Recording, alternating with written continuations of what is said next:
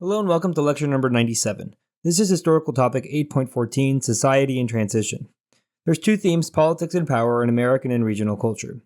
The first learning objective is explain the causes and effects of continuing policy debates about the role of the federal government over time.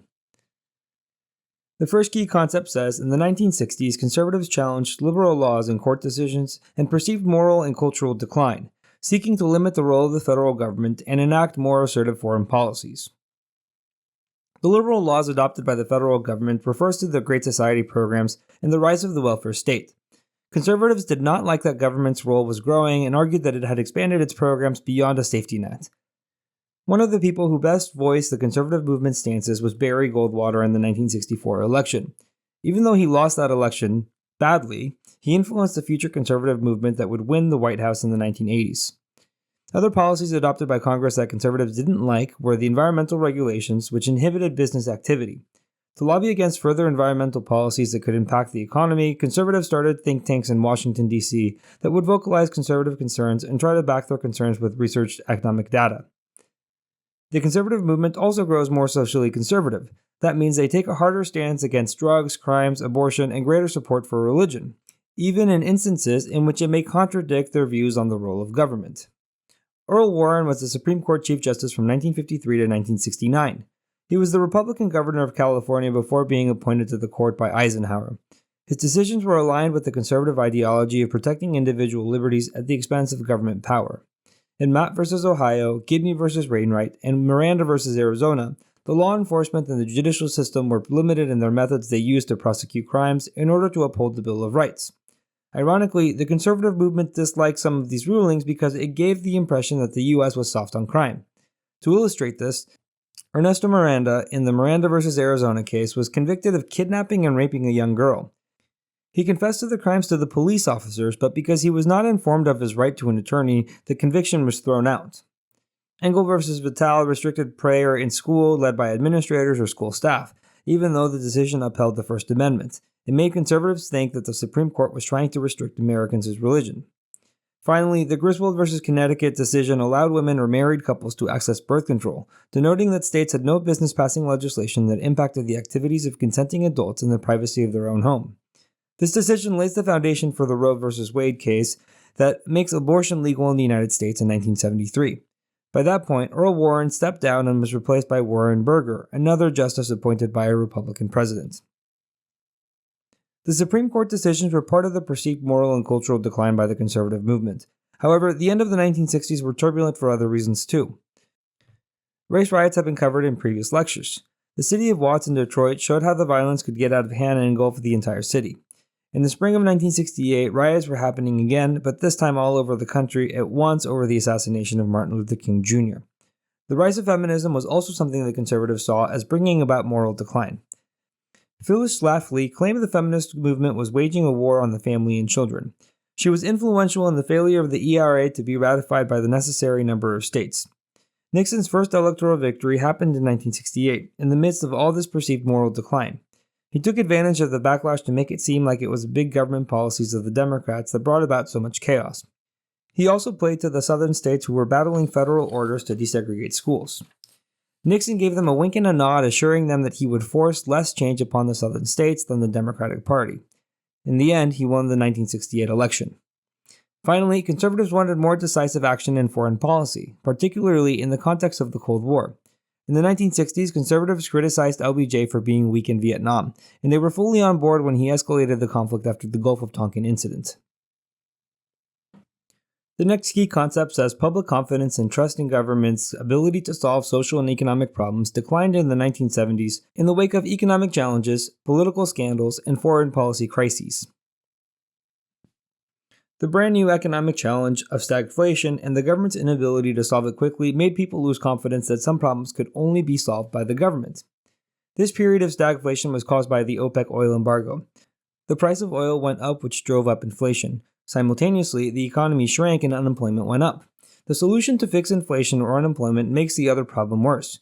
If the government tried to fix inflation first, as it did in the 1970s, unemployment gets worse. If the government tries to fix unemployment, then inflation gets worse. Suffice to say that the government's solution, driving up unemployment, made Americans lose confidence in the government's ability to solve economic problems. There's two main political scandals that make people lose further confidence. The Pentagon Papers, published in 1971, was hard evidence that the government lied about the extent of their involvement in the Vietnam War, their reasons for entry, and their predicted outcomes. The Watergate scandal was when Nixon was found to be complicit or had knowledge of the break-ins at the National Democratic Convention headquarters inside of the Watergate Hotel in Washington, D.C.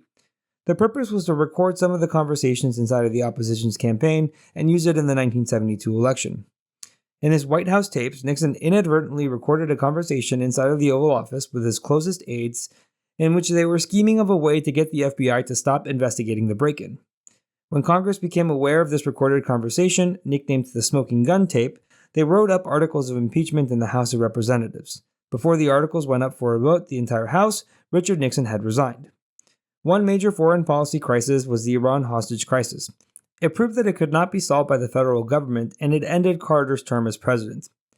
This period of declining trust in government contrasts to what the patterns were of the 1940s all the way to the 1960s.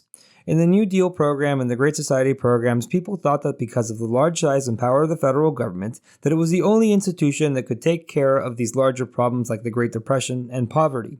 In the 1970s, people began to be disillusioned with the way that the federal government handled these problems. The last key concept in this learning objective says the 1970s saw growing clashes between conservatives and liberals over social and cultural issues, the power of the federal government, race, and movements for greater individual rights. Notice that the issues of the 1970s were very similar to those in the 1960s. Cultural issues included the ongoing Vietnam War, feminism, which had the conservatives favoring the more traditional roles of women, and the gay rights movement, which had taken off in 1969. The issues of race and power of the federal governments took a slightly different look.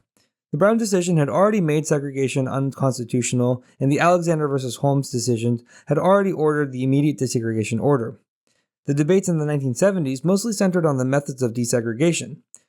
Through the 1970s, the government interpreted its job as not one to promote integration, but merely to desegregate institutions. Busing within districts was one solution that schools desegregated, but the court drew the line in busing across districts. This allowed the current racial disparity to occur between suburban districts and urban districts. The debate on affirmative action also started in this decade. In UC Regents v. Bach, the Supreme Court ruled that there cannot be a quota for minority applicants in university admission systems, but it does not mean that they cannot discount race as something that could be considered in the admissions of a student. So it paved the way for some affirmative action programs to continue. Future decisions would try to refine the court's original decision. Even now, there's cases awaiting the court's decision that could do away with affirmative action programs with the rationale that some minority students, Asian Americans, are hurt by the admission systems. The court continued to rule on the side of individual rights in the 1970s. Warren Burger, the conservative Supreme Court Chief Justice, appointed by Richard Nixon, decided on the side of abortion in Roe v. Wade. He used the foundation laid by Griswold v. Connecticut to say that women could have access to abortions without state interference.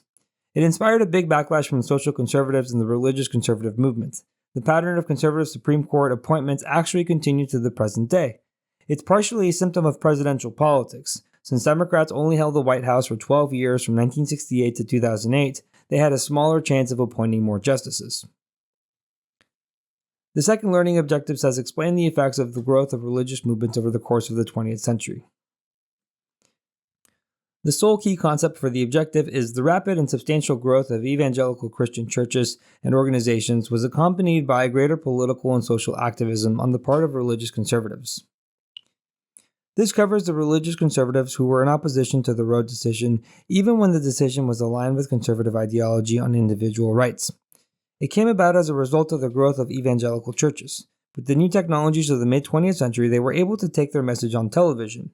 These preachers were now called televangelists since they broadcasted their sermons on television or on radio.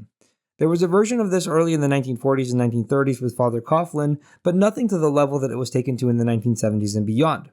Preachers like Pat Robertson and Oral Roberts get weekly audiences of 60 to 100 million people.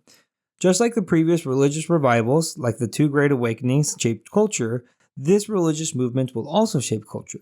Preachers expanded their activities to higher education. Oral Roberts University, founded by Oral Roberts, and Liberty University, founded by Jerry Falwell, expanded the influence of the evangelical movement. The activism of religious conservatives is also something worthy of comparison. Preachers in the Second Great Awakening, like Lyman Beecher, were staunch supporters of the abolition movement. In this period, Jerry Falwell created the group called the Moral Majority for raising money, lobbying, and campaigning to defeat liberal legislators in Congress. This expanded into a growing alliance between Protestants and Catholics for the first time after the Roe v. Wade decision, because they both agreed that abortion should not be legal in the United States. And that's it. Here's our recap. Through the 1960s and 70s, conservatives began to mobilize against liberal policies of the previous decade. There was a growing distrust in government after economic downturns, scandals, and foreign policy crises. And finally, a religious conservative movement began to mobilize in response to liberal policies of the 1960s. Thank you for watching. If you would like to watch the next lecture, you can click the video link on the screen. And if you're looking for more practice to help you on the AP exam, you can visit apushslides.com. I wish you the very best in all of your studying and look forward to seeing you back in the next lecture.